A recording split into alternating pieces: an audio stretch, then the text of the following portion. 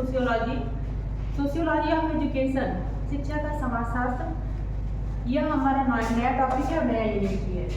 तो देखिए, sociology of education, शिक्षा का समाजशास्त्र है क्या? पहले हम समझते हैं शिक्षा का समाजशास्त्र। हमने बताया कि अगर शिक्षा के समाजशास्त्र की उत्पत्ति कहीं ना कहीं समाज, जब से मानव समाज में, तब से हम मानते हैं। लेकिन समाजशास्त्र को एक विषय के रूप में हम इसके एक नया जो विषय के रूप में शुरुआत किससे मानते हैं? अगस्त कांटे से। अगस्त कांटे ने 19वीं शताब्दी में सबसे पहले एक अपनी पुस्तक लिखी, जिसमें सोशल फिजिक्स नाम की एक पुस्तक लिखी, जिसके अंतर्गत सामाजिक विषयों के बारे, समाजशास्त्र विषय से संबंधित इन्होंने अपने जो है विचार दिए। सोशल फिजिक्स के बाद से, सामाजिक भौतिकी के बाद से अगस्त कांटे ने फिर इस विषय का नाम सोशियोलॉजी दिया। सोशियोलॉजी 1838 में, इन्होंने 1838 में सोशियोलॉजी नामक एक नया विषय या एक शब्द दिया, जिस शब्दों के बारे में एक अलग विषय के रूप में यह शुरुआत हुआ। तो इस तरह से देखें तो अगस्त कांटे ने सोशियोलॉजी नामक विषय की शुरुआत की, उसको शब्द दिया, जिसको एक विषय के रूप में हम अध्ययन करने लगे। इसीलिए अगस्त कांटे को क्या कहते हैं? फादर ऑफ सोशियोलॉजी भी कहते हैं, यानी कि समाजशास्त्र के जनक भी कहा जाता है। ठीक है, ये हुआ। अगस्त कांटे के बाद सोशियोलॉजी, क्योंकि सोशियोलॉजी इन्होंने पहले ही सोशल फिजिक्स कहा था, तो समाज का भौतिक, यानी कि समाज का विज्ञान, तो इसके हम कह सकते हैं समाजशास्त्र क्या है? जिसमें हमें समाज के विज्ञान के बारे में अध्ययन करने को मिले, जिसमें हमें समाज का अध्ययन करने को मिले, वह समाजशास्त्र है। और इसको और बढ़ाने का काम किया हर्बर्ट स्पेंसर ने। हर्बर्ट स्पेंसर ने अपनी पुस्तक प्रिंसिपल्स ऑफ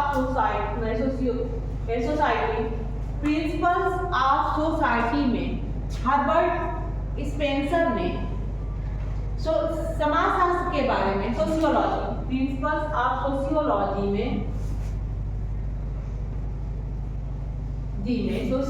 में हर्बर्ट स्पेंसर ने समाजशास्त्र की विषय वस्तुओं की, उसके बारे में और भी विस्तृत चर्चा की, और भी विस्तृत उल्लेख किया। इस तरह से वह विषय को और भी उसको कहने कर सकते हैं ना, विकास करने का कार्य किया। अब ये हो गया समाजशास्त्र। इसके बाद से अनेक समाजशास्त्री आए, इमाइल दुर्खीम आए, मैकआइवर पेज आए, अलग अलग देशों के अलग अलग समाजशास्त्रियों ने इस विषय में और भी अपने योगदान दिए। ये हो गया शुरुआती। समाजशास्त्र की सोशियोलॉजी की अगर शाब्दिक अर्थ देखें तो सोशियोलॉजी जो है दो शब्दों से की मेल से हम मानते हैं बना है। जैसे सोशियस, यहाँ पे दिख रहा होगा आपको, सोशियस जो लैटिन भाषा के सोशियस और ग्रीक भाषा के लोगोस से बना है। इससे लैटिन भाषा के सोशियस और ग्रीक भाषा के लोगस से बना है सोशियस, जिसका अर्थ होता है सहयोगी या साथी, और लोगस का मतलब होता है अध्ययन करना या ज्ञान प्राप्त करना। तो इस तरह से कह सकते हैं कि जिसमें हमें सहयोगी साथियों के बारे में, एक समूह के बारे में, एक समाज के बारे में अध्ययन करने को मिले, वह शास्त्र क्या है? समाजशास्त्र है। और इसी पे अगस्त कांटे ने अपना विचार भी दिया है कि समाजशास्त्र का विज्ञान है। Sociology is a science of society. Sociology is a science of society या स्टडी ऑफ सोसाइटी। इसमें समाज के बारे में हमें अध्ययन करने को मिले, जैसे समाज के विज्ञान के बारे में जिसके हम अध्ययन करें, वह समाजशास्त्र है। और इसी विचार के लिए अगस्त कांटे ने क्या कहा था? समाजशास्त्र सामाजिक व्यवस्था तथा सामाजिक प्रगति का विज्ञान है, कि समाज की व्यवस्थाएं कैसी है, उसमें प्रगति कैसे किया जा सकता है, या क्या क्या विकास हो रहा है, इसके बारे में जिसके अंतर्गत हम अध्ययन करते हैं, वह समाजशास्त्र है।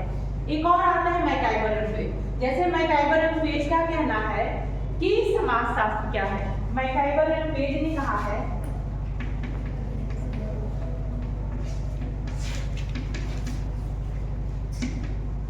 क्या कहते हैं कि समाजशास्त्र क्या है?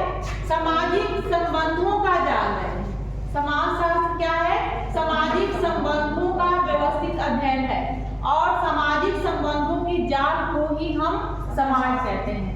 मैकआर्बर का कहना है कि समाज क्या है? समाज वह है जो जिसमें सामाजिक संबंधों का एक जाल है, सब एक दूसरे से बंधे हो उस जाल में। और समाजशास्त्र क्या है? सामाजिक संबंधों का एक तरह से व्यवस्थित अध्ययन करना ही, उन संबंधों का जिसमें हम अध्ययन करते हैं वही समाजशास्त्र है। ठीक है, मैकआर्बर पेज का कहना है कि समाजशास्त्र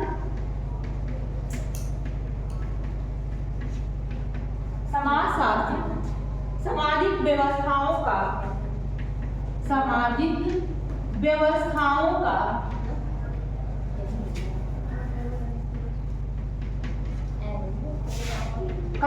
व्यवस्थित रूप है, व्यवस्थित अध्ययन है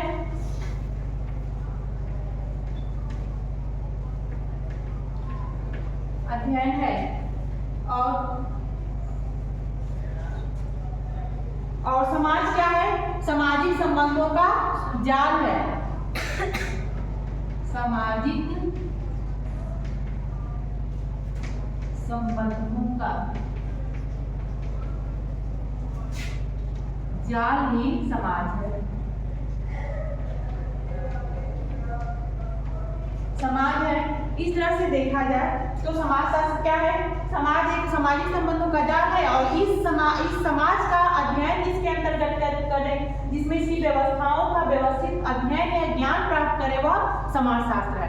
तब इनके डिफिनेशन से, इनके शाब्दिक अर्थों के आधार पे हम कह सकते हैं कि समाजशास्त्र वह विज्ञान है, समाजशास्त्र वह विषय है जिसके अंतर्गत हमें सामाजिक संबंधों का या समाज के बारे में, उसके समाज के विज्ञान के बारे में विस्तृत अध्ययन करने को मिले या अध्ययन किया जाए, वही समाजशास्त्र है। क्लियर यहाँ तक?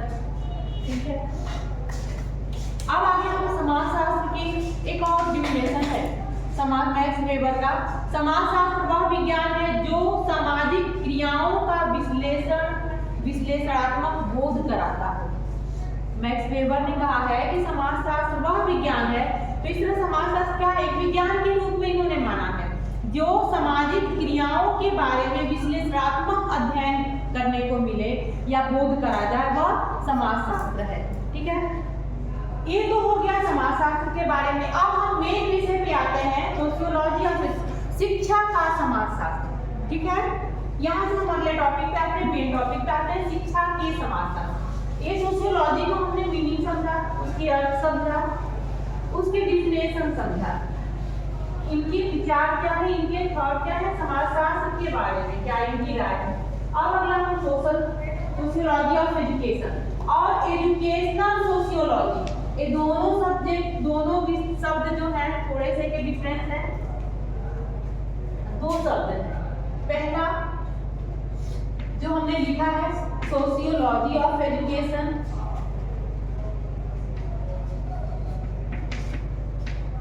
एजुकेशन, और दूसरा आता है एजुकेशनल सोशियोलॉजी।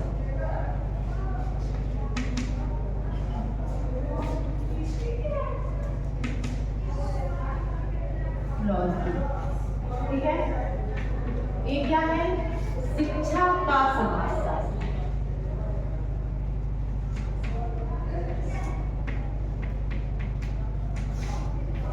या शिक्षा समाजशास्त्र कह सकते हैं, और दूसरा क्या है? शैक्षिक समाजशास्त्र।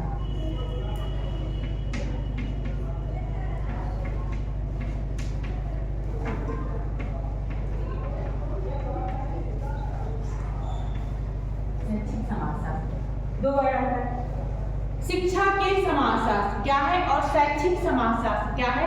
इन दोनों वर्ड दोनों का सेम है, हम दोनों शब्द एक ही मानते हैं, लेकिन दोनों में थोड़ा सा का डिफरेंस है, थोड़ा सा का अंतर है। क्या अंतर है ये थोड़ा सा समझ लेते हैं। शैक्षिक समाजशास्त्र क्या, सोशियोलॉजी ऑफ एजुकेशन क्या है, शिक्षा का समाजशास्त्र क्या है।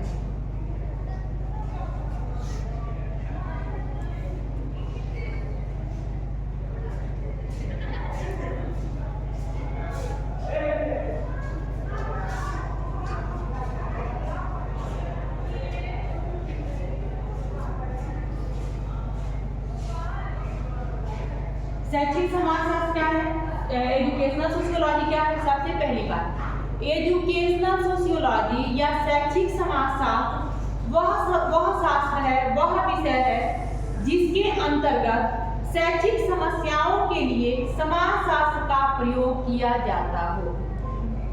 यानी शिक्षा की समस्याओं के लिए, उनके समाधान के लिए समाजशास्त्र की यानी समाज का प्रयोग किया जाता हो।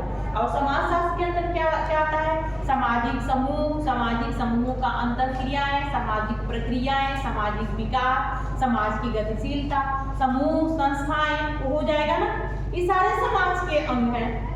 तो जिसमें शैक्षिक समस्याओं के लिए जब समाजशास्त्र का प्रयोग किया जाए, जब समाजशास्त्र की चीजों का प्रयोग किया, जैसे व्यक्तियों की अंतरक्रियाओं का, सांस्कृतिक वातावरण का जब हम अध्ययन करें, किसके लिए, शैक्षिक समस्याओं के समाधान के लिए, शिक्षा की समस्याओं के समाधान के लिए, तब वह शैक्षिक समाजशास्त्र कहा जाता है। लेकिन सोशियोलॉजी ऑफ एजुकेशन, शिक्षा का समाजशास्त्र क्या है, शिक्षा का समाजशास्त्र यानी कि शिक्षा में जब समाज की समस्याओं के लिए शिक्षा की व्यवस्थाओं में परिवर्तन किया जाए, यानी शिक्षा की, यहाँ पे शैक्षिक समस्याओं के लिए हम समाजशास्त्र का प्रयोग करते हैं और यहाँ पे समाज की समस्याओं के लिए शैक्षिक संस्थाओं में परिवर्तन करते हैं, उसका हम प्रयोग करते हैं। किसके लिए, समाज की समस्याओं के समाधान के लिए। तो जब समाज की समस्या